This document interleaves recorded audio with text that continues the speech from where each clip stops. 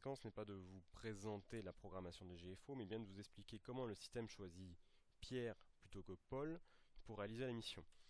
Le premier critère qui est pris en compte par le système est ce que l'on va appeler l'aptitude générale. Donc c'est quelque chose qui est relativement caché et peu parlant.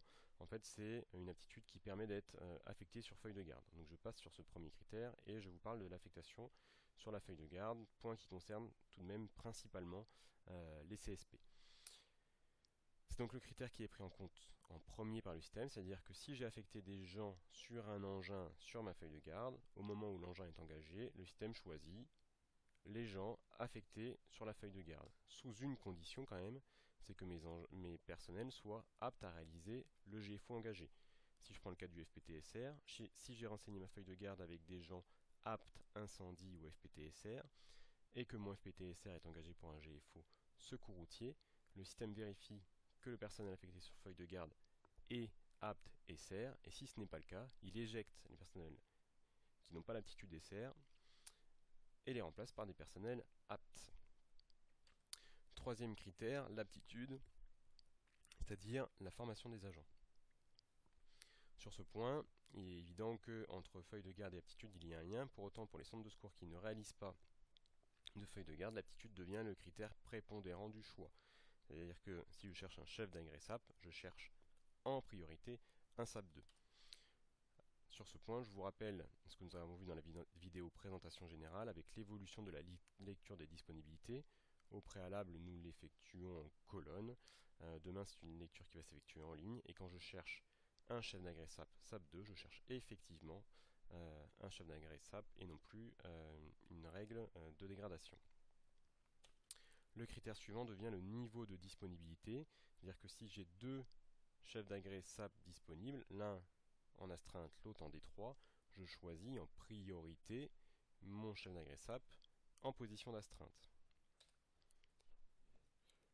Suivant l'ordre, garde au centre, astreinte, D1, D2, D3, D4.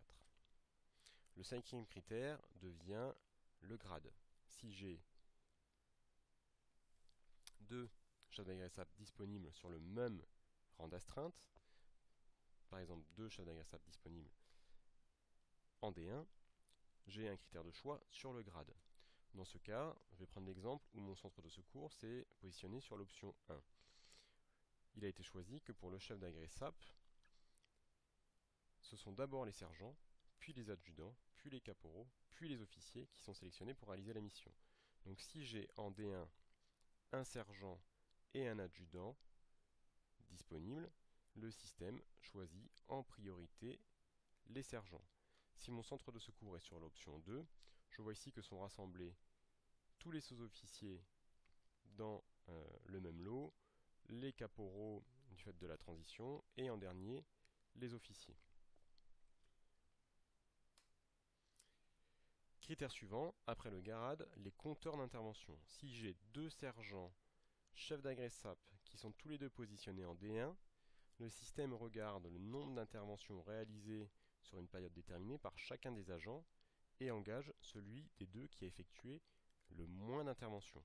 Ce critère temps est un critère qui est modulable à la demande du chef de centre, à la semaine, au mois, au trimestre, etc. Et enfin, dernier cas, dans le cas où deux chefs d'ingrès SAP disponibles en D1, tous les deux sergents ayant effectué tous les deux une intervention, le système effectue un choix aléatoire entre les deux.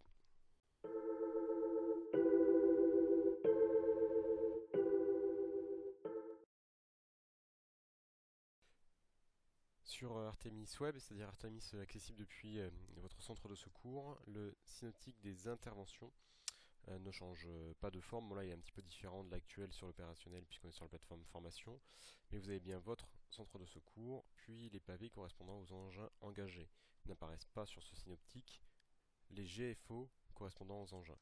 Sachez juste, pour information, que sur le synoptique vu depuis le CTA Codis, nous avons signifié à la fois l'engin engagé et le GFO. Donc là, VLCG pour le GFO, G chef de groupe.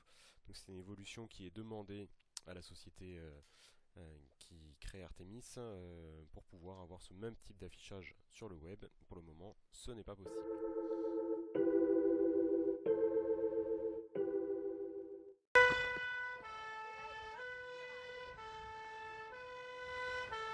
Alors, bien que je n'ai pas de vision immédiate du GFO pour lequel mon engin est engagé, si je passe par le ticket de départ, donc clic droit sur le numéro, impression ordre de départ, je vais prendre mon VSAV par exemple.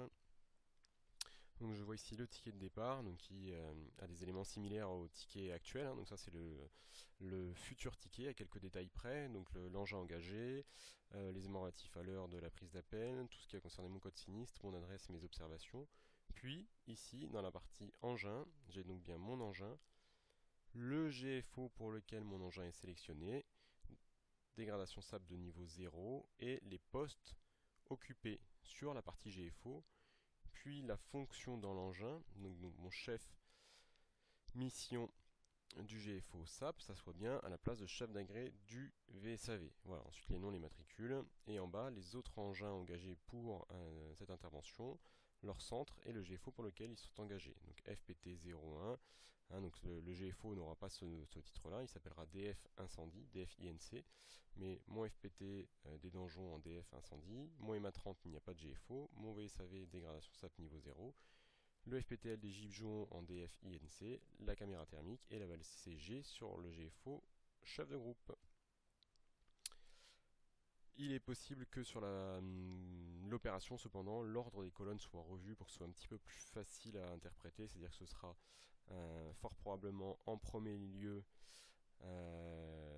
donc l'engin, la fonction dans l'engin et le nom de l'agent, puis en bout de ligne la fonction liée au GFO. Voilà, donc ce sont des tests qui sont actuellement encore en cours.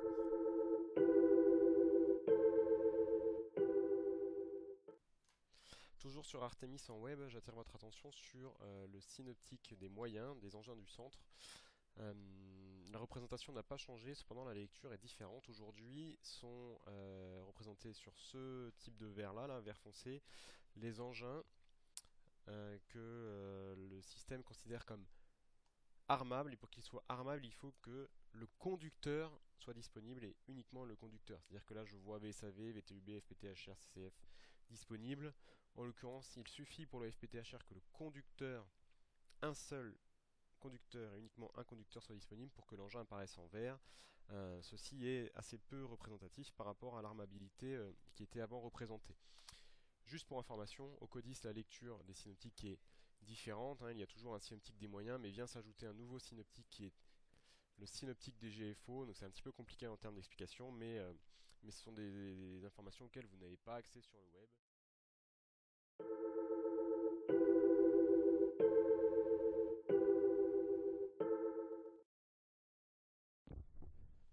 Sur les feuilles de garde, bien que ce point concerne principalement, voire uniquement les CSP, la forme change un petit peu. En effet, sur les engins, compte tenu de la programmation, afin de ne faire apparaître que sur le ticket les postes réellement occupés par l'agent, c'est-à-dire on a autorisé les VSAV à partir à 3 équipiers, un conducteur et 2 équipiers. Pour cela, il a fallu créer 2 postes d'équipiers. On retrouve le poste de chef d'agré, le poste de conducteur et le poste d'équipier 4 stagiaires. Donc on voit là qu'il y a maintenant une place supplémentaire dans le VSAV, qui est une place fictive, hein, qu'il n'est pas nécessaire de remplir. C'est-à-dire que quand le stationnaire remplit sa feuille de garde, il renseigne chef d'agré, conducteur, équipier, éventuellement équipier 4 stagiaires. Au moment de l'alerte, le système ne va pas venir remplir l'équipier manquant. Il en est de même sur le FPT par exemple. Sur la feuille de garde, on ne renseigne que le chef d'agré, le conducteur, les 2 chefs d'équipe et les 2 équipiers. Les autres postes ne vont pas être armés en automatique au moment du départ. Seuls vont être déclenchés les personnels qui sont renseignés sur la feuille de garde, sous la réserve qu'ils aient l'aptitude du GFO correspondant au moment du déclenchement.